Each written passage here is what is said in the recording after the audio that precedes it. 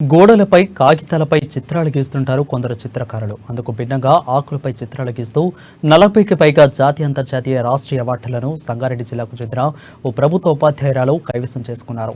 సదాశివపేటకు చెందిన ఉపాధ్యాయురాలు అనురాధ చిన్ననాటి నుంచి ఆకులపై విభిన్నంగా చిత్రాలు గీస్తూ అనేక అవార్డులను సొంతం చేసుకున్నారు. బోనాలు, చాక్ల ఏలంబ, అంబేద్కర్, స్వామి వివేకానంద ఇలా అనేక ప్రముఖుల చిత్రాలు ఆకులపై గీశారు. తాజాగా అయోధ్య రామాలయం ప్రారంభోత్సవం సందర్భంగా శ్రీ రామచంద్రమూర్తి చిత్రాన్ని ఆకుపై చిత్రీకరించి రాముడిపై ఉన్న భక్తిని చాటుకున్నారు. దీంతో స్థానికులు, రామభక్తులు, తోటి ఉపాధ్యాయులు అనురాధపై ప్రశంసలు కురిపిస్తున్నారు.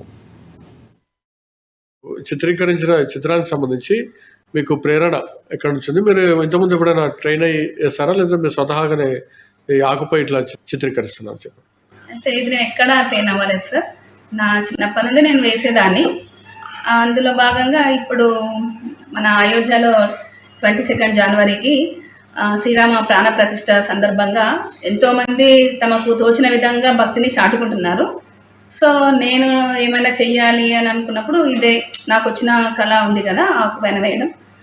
అదేవిధంగా పట్టాభిషిక్తుడైన శ్రీరాముణ్ణి వేయాలి అన్న ఉద్దేశంతో ఇక్కడ సింహాసనం పైన కూర్చున్న శ్రీరామచంద్రమూర్తిని వేయడం జరిగింది సార్. చాలా అంటే దేశ నాయకులను, దేవుళ్ళ హనుమాన్, శంకరుడు చాలా చాలా వేశాను సార్. అందరి వేల సంఖ్యలో వేశాను ఇందులో లీఫ్ ఆర్ట్స్ కూడా. మీకు ప్రేరణ అంటే మీరు నేర్చుకున్నారా, మీరు స్వతహాగా నేర్చుకున్నారా? ఎక్కడ ఏం ట్రైనింగ్ ఏం లేదు.